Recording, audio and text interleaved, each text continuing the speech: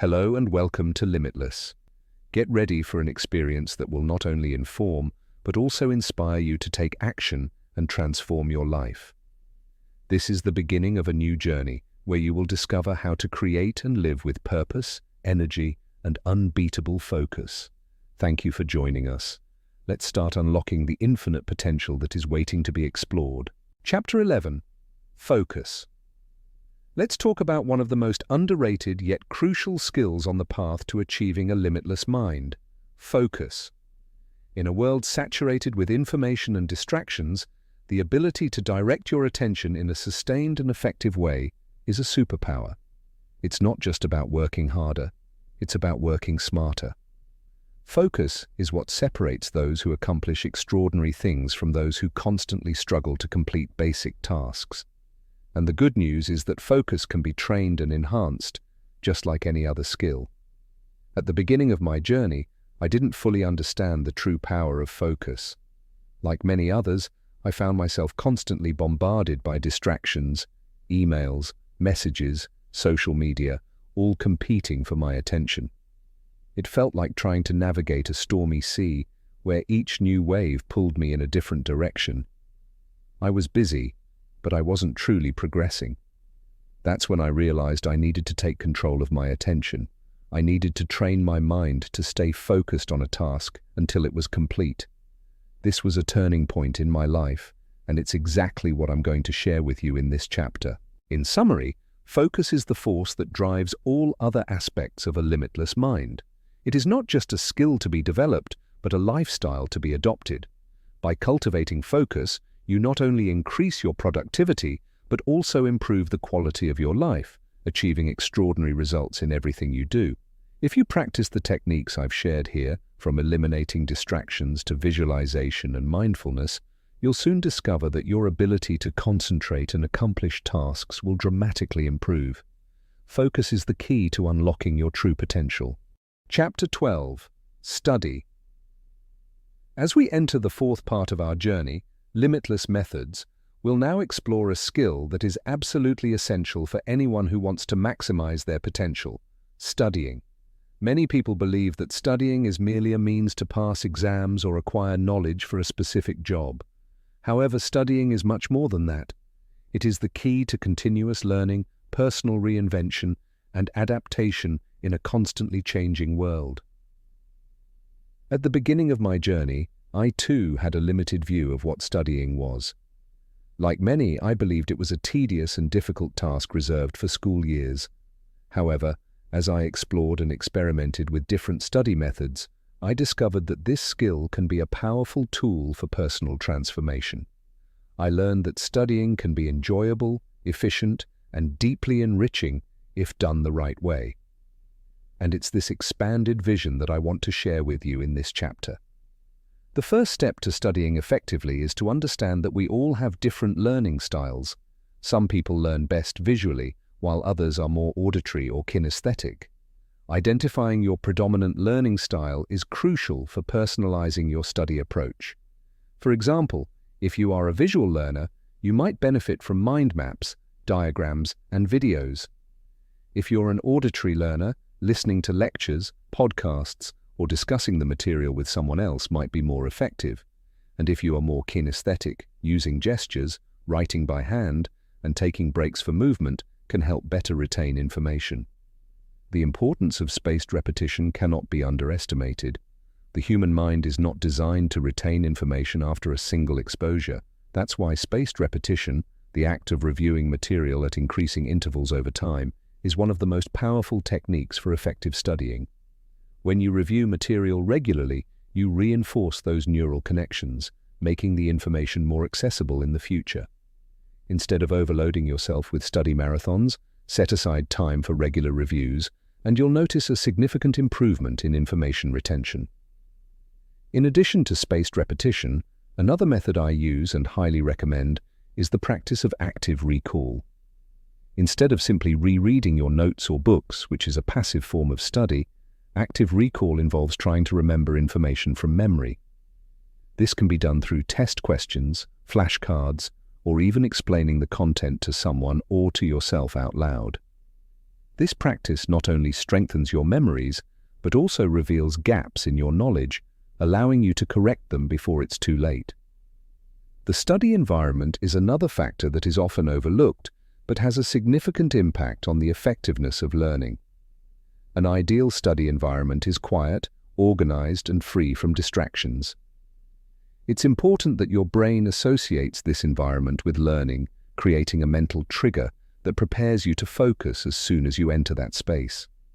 Some people also find it helpful to have a study ritual, such as preparing a cup of tea or listening to instrumental music, to signal to the brain that it's time to study. The Feynman technique is one of my favorite study techniques.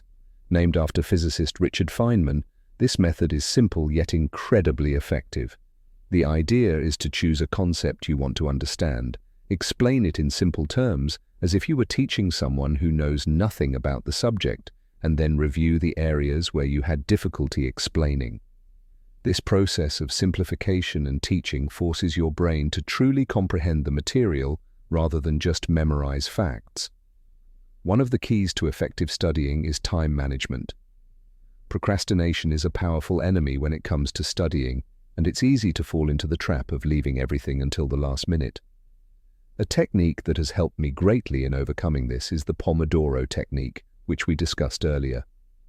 By dividing your study time into 25-minute blocks with short breaks, you create a sense of urgency and focus that combats procrastination. Additionally, it's important to set clear and realistic goals for each study session. Knowing exactly what you want to achieve in each block of time helps maintain concentration and motivation. Review and feedback also play a crucial role in studying. After learning a new concept, it's vital to review it regularly and seek feedback on your understanding. This can be done through self-assessments, practice tests, or even discussions with peers or mentors.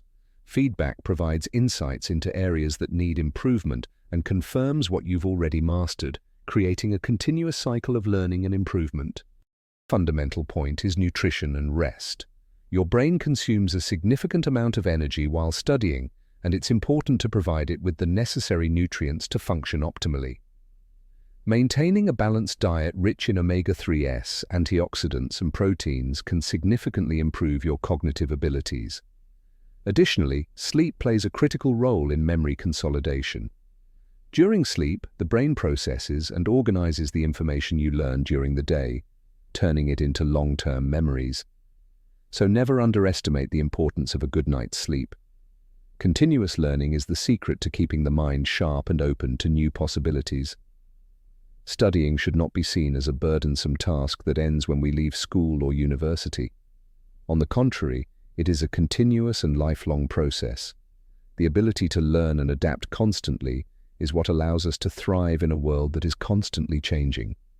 For me, learning something new every day, even if it's something small, is a way to keep my mind active and curious. Finally, I would like to emphasize the importance of learning from mistakes. Making mistakes is part of the learning process. Instead of fearing mistakes, we should see them as opportunities to grow and improve. When you make a mistake, you're simply identifying an area where you need to focus more. Instead of getting discouraged, use these moments as stepping stones to success. Remember, no one becomes a master at something without making mistakes along the way. In summary, studying effectively is not just about accumulating information, but about transforming that knowledge into practical wisdom. With the techniques I've shared here, from identifying your learning style to practicing active recall and time management, you can turn studying into a powerful and rewarding experience. Studying doesn't have to be a burdensome task. It can be the gateway to a life of continuous learning and personal growth. Chapter 13. Memory. As we delve into Chapter 13 of the fourth part of our journey in Limitless Methods, it's impossible not to feel the excitement of uncovering one of the most fascinating and crucial aspects of human potential: memory. Memory is the foundation upon which we build knowledge, connect ideas, and make decisions. Without it, we would be forever trapped in the present, unable to learn from the past or plan for the future. Throughout my life, I faced many challenges related to memory, Like many, I believed I had a poor memory and that it was something innate and unchangeable. However, through research, practice, and experimentation, I discovered that memory is not something fixed, but rather a skill that can be trained and improved. In this chapter, I will share with you the techniques and strategies that transformed my own ability to retain and access information, and that can also revolutionize your life. First, we need to understand what memory is. Memory can be divided into different types, such as sensory memory, short-term memory, and long-term memory. Sensory memory captures information from the environment fleetingly, while short-term memory holds this information for a brief period, allowing us to do something with it. Long-term memory, on the other hand, is where we store information for extended periods, and it is here that the real magic of learning happens. One of the secrets to improving memory is visualization. Our brain is extraordinarily good at remembering images, which is why transforming what we want to remember into a mental image can be so effective. When we turn words, numbers, or abstract concepts into vivid visual images, we activate areas of the brain that are exceptionally good at storing and retrieving this information.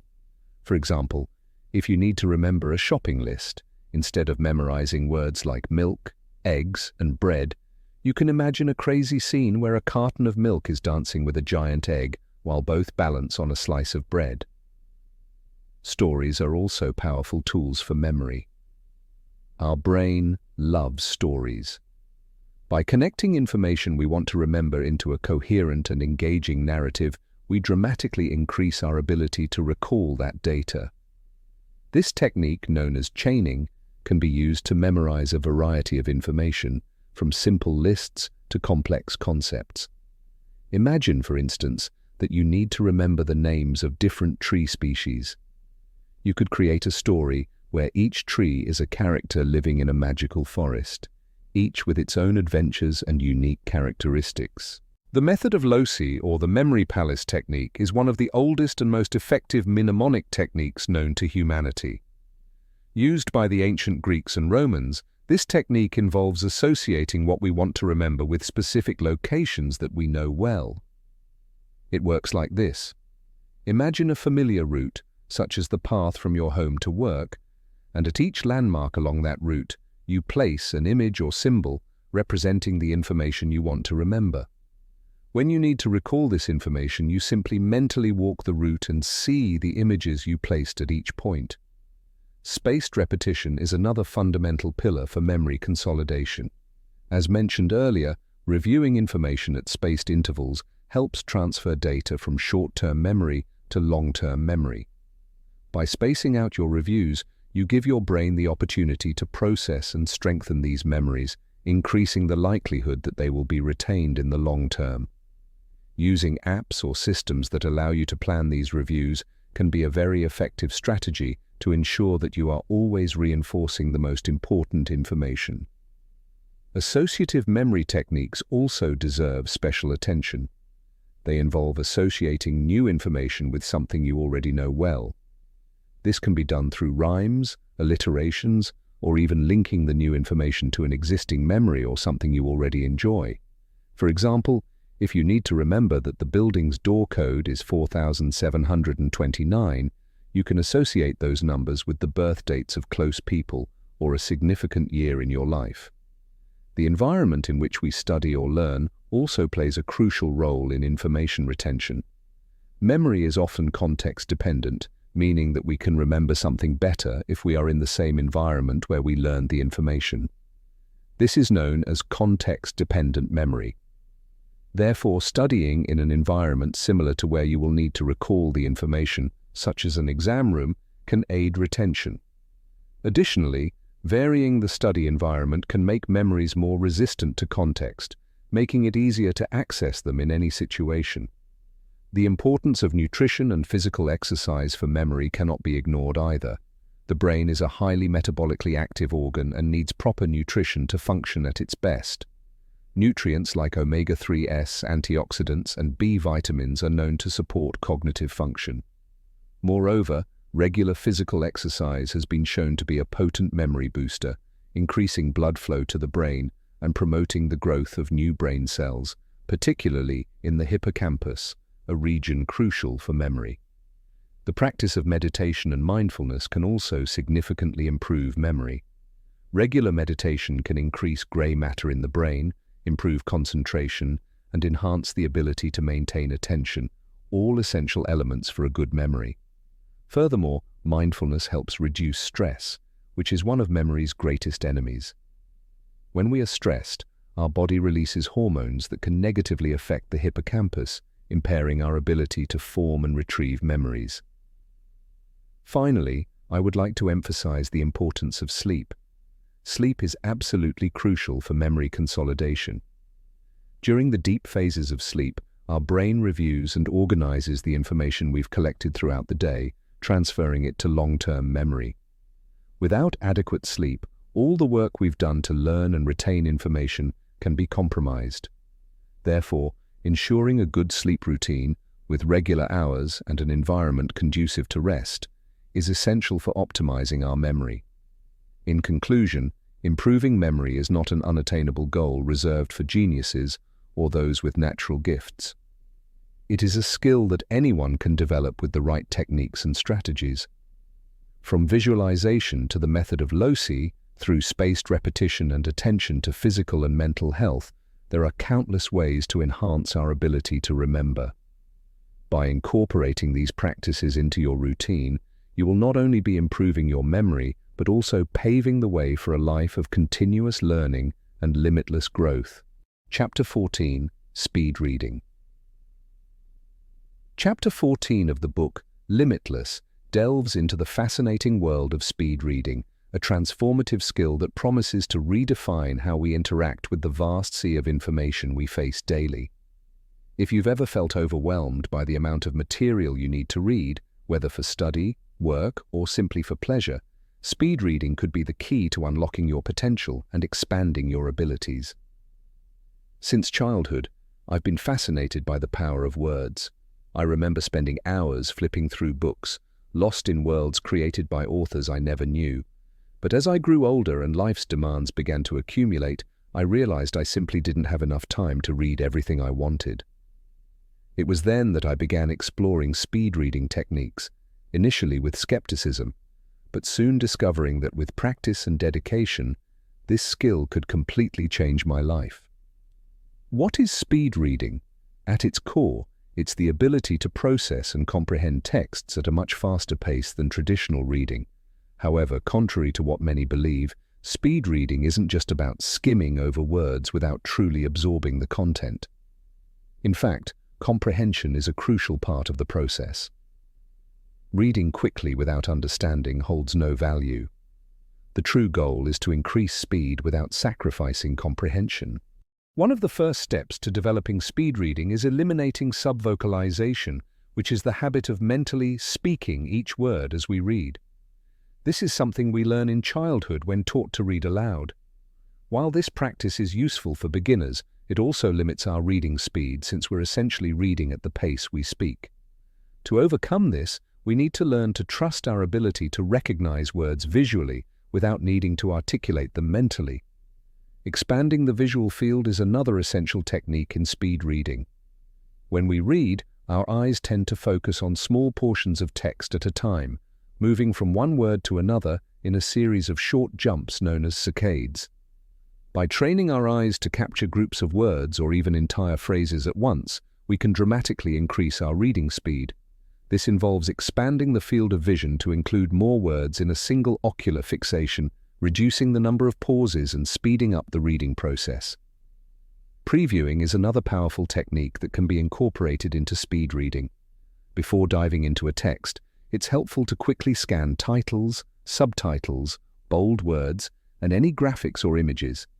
This helps create a mental map of the material you're about to read, giving you an idea of what to expect and allowing your brain to process the information more efficiently. When you begin reading the text in detail, you already have a structure in mind, making it easier to assimilate the content. Selective reading is also an important skill to develop. Not all words in a text are equally important. In fact, many texts contain filler words that don't add significant value to understanding the content. By learning to identify and skip these words, we can focus on the essential information, thus speeding up our reading. This doesn't mean ignoring important information, but rather being more selective about where we place our attention. Regular practice is crucial for success in speed reading. Like any skill, speed reading improves with practice. This means dedicating time every day to training, whether through reading books, articles, or other materials. There are also several tools and apps available that can help train your reading speed and comprehension. Some programs use texts that appear in rapid succession, forcing you to process the information more quickly, while others offer speed reading tests to monitor your progress. Active reading is another practice that can complement speed reading. It involves asking questions about the text as you read, taking notes, and highlighting important points. This not only helps maintain focus and comprehension, but also facilitates information retention. Instead of being a passive reader who simply absorbs what's on the page, active reading turns you into an engaged participant, always questioning, analyzing, and reflecting on what you're reading. The importance of the reading environment cannot be underestimated. Reading in a quiet environment with good lighting and without distractions can significantly improve your ability to concentrate and read more quickly. Additionally, maintaining proper and comfortable posture is also crucial. Avoid reading in positions that cause physical discomfort, as this can lead to fatigue, which in turn slows down reading speed and comprehension ability. Using visual markers is another useful technique in speed reading. By using a finger, pen, or ruler to guide your eyes through the text, you can reduce the number of times your eyes backtrack, a habit known as ocular regression. This helps maintain a steady rhythm and increase reading speed. Over time, you can train yourself to follow these visual guides more quickly and smoothly without compromising comprehension. Block reading is an advanced technique where you train your eyes to read multiple blocks of text at once. This involves focusing on groups of words or phrases rather than individual words. With practice, you can increase the number of words you read in each block, further speeding up your reading. This technique requires constant practice and patience, but the results can be impressive. Another point to consider is reading speed flexibility. Not all texts require the same level of attention. Learning to adjust your reading speed according to the type of material you're reading is essential. For example, a novel can be read quickly, while a complex scientific article may require slower and more careful reading. Being able to switch between different reading speeds as needed is a valuable skill that maximizes both efficiency and comprehension. Finally, it's crucial to remember that speed reading should not be used indiscriminately. There are times when slow and reflective reading is necessary, especially when dealing with complex material or when deep comprehension is essential. Speed reading is a tool, and like any tool, it should be used appropriately and strategically.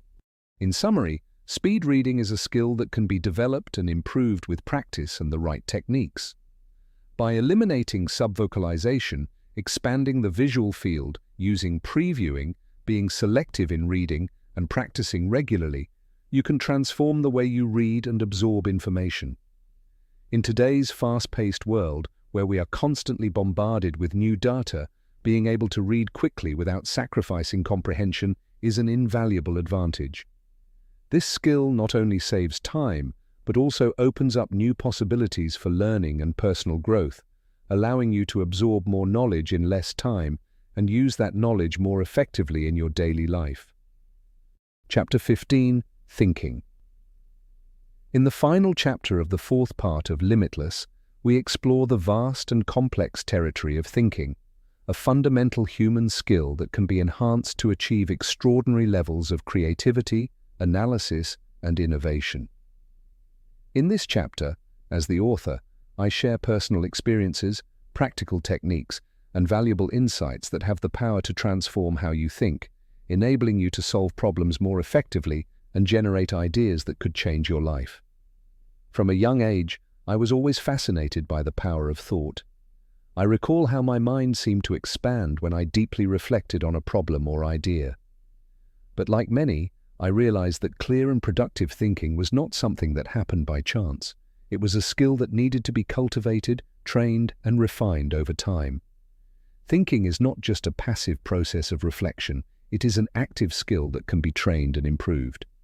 The first step to enhancing thinking is to recognize that it can be shaped and controlled.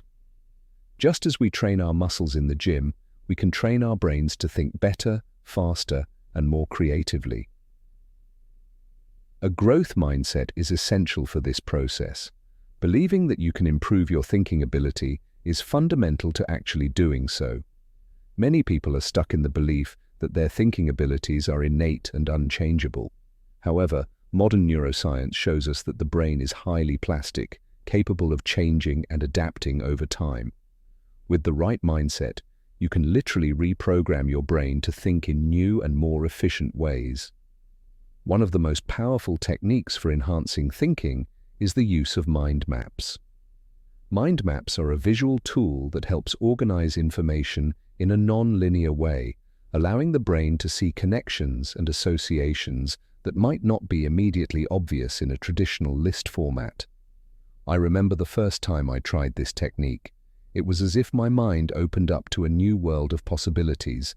Instead of struggling to keep several disconnected ideas in my mind at once, mind maps allowed me to organize them clearly and cohesively, making it easier to generate new ideas and creative solutions.